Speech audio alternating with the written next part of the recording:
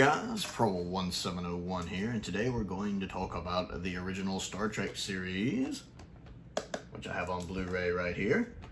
I never liked these tubs. My Next Generation UK set looks way better, but they look good. The disc look good. This one's interesting. The Omega Glory.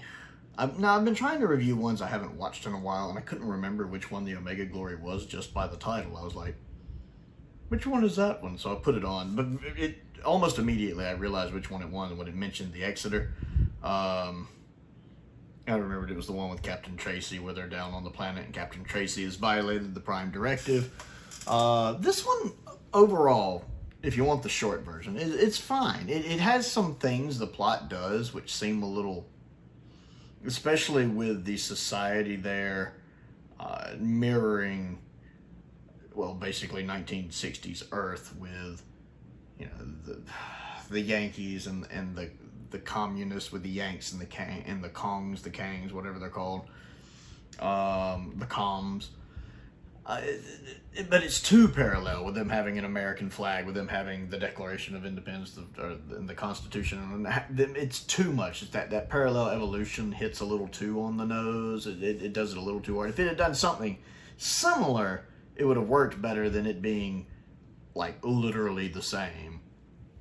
I mean, I get it. That's how Kirk's able to recognize the words and all that. But, yeah, it's a little too much. The actor playing Captain Tracy, I like. That guy is really good in this playing.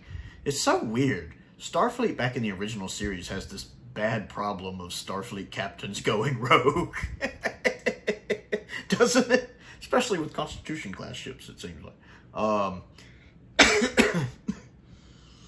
But the actor playing Tracy, he has to have played the devil in something. Just that look his face has, he looks like he would be so good at playing the devil in something. Like, if he's never played the devil in something, I feel like he got robbed, because he just has this face that's, like, perfect for playing the devil. But he puts in a good performance of this captain kind of gone rogue, even though he's managed to justify it himself by thinking he's basically offering a fountain of youth to the entire, what he thinks is civilized world, and so he thinks what he's doing with all the killing thousands of people is worth it. He's basically justifying it to himself. It's a little clunky in places, like when Kirk gets knocked out by the Yang leader. Well, first off, when Kirk is fighting the Yang leader and Spock's over there like, Captain, do you require assistance? And I'm sitting here going, no kidding, he doesn't even, duh. I feel bad for Leonard Nimoy. Just the dialogue he has to work with there just isn't the best. Although I do love the bit when Spock manages to use the nerve pinch on the girl and Kirk's like, I wish you could teach me that. And Spock's just like, I have tried, Captain, many times. Leonard Nimoy says it in this way that's very logical, Spock, but just this little bit of humor to it that I absolutely love. I have tried many times, Captain. I did enjoy that. And then there's the scene when Kirk gets knocked out, just for him to be out, and you find out he's out for over 7 hours. And I'm like, wow, so that's like 7 hours Spock probably didn't know if he was alive or not, because he can't see Kirk very well from where he's at. So he doesn't know if Kirk is alive, if Kirk's dead, whether Kirk's just knocked unconscious or if he's been killed. 7 hours. Can you imagine that? 7 hours of just not knowing. That messes with me. I mean, Spock's a Vulcan. I'm sure he can deal with it, but it messes with me. William Shatner gets a nice little speech at the end. He kind of Shatners it up a bit, but, you know, the stereotypical Shatner acting is there a little bit at the end, but the dialogue is very good. And I enjoy it well enough. The incidental music is good. I tend to love the original Star Trek series incidental music. It does have a lot of incidental music that gets used over and over and over in the series, but as a rule, I tend to like the incidental music a lot in the original series, and the animated series for that matter. Two of my favorite pieces of incidental music in all of Star Trek are actually from the animated series. But the original series has some good music. The problem here is they use the battle music that they use in Amok Time. The dun dun dun dun dun dun dun dun dun dun dun. And the problem with that, even though it's awesome music, I love the music, is that I associate that music with Amok Time so much when Kirk and Spock are fighting that it feels weird to hear it in a different episode. So it feels jarring and out of place when I'm hearing it. I'm like, that's the Amok Time music. That doesn't sound right here at all. So that was a little bothersome, even though it's good music, and even though it makes sense to have it here, because again, they reuse music, it just feels really weird because Amok Time is such an iconic episode, and that's such an iconic fight, and I mean, it's been parodied to death. Futurama might probably being the best example, that it just feels weird hearing it here. And the bit where Spock kind of hypnotizes the girl to use the communicator,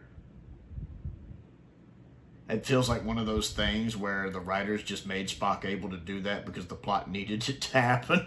You don't really see Spock do that a lot. Also, it feels a little inappropriate. I remember watching that scene and being a little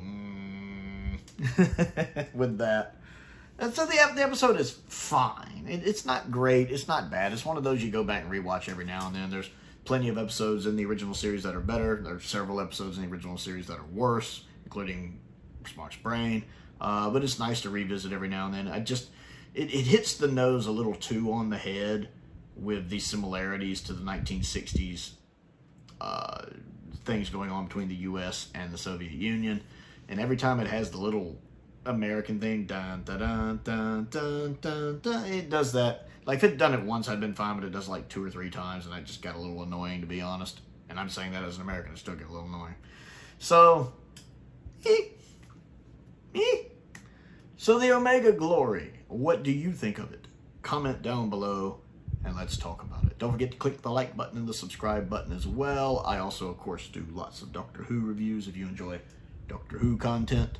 I have a Patreon if you would like to support me on that. I want to give a shout out to a couple of my top tier patrons, Stephen Crane and Colin Coney. I appreciate their support, as I do the support of all of my patrons. It's very much appreciated. There is a link to that down in my description below. They get to vote on fun stuff for me to review. They get early access. They get exclusive videos. Some of the exclusive videos are bloopers and outtakes. I also have a P.O. box if there's anything you'd like to send me to look at and review. I would absolutely love to get the UK packaging of this in the more shape. That would be fantastic. I have the Next Generation one here behind my steelbooks, actually. I also have a link to my Amazon wishlist up there and a link to my Amazon UK wishlist there as well. Most importantly, thank you for watching.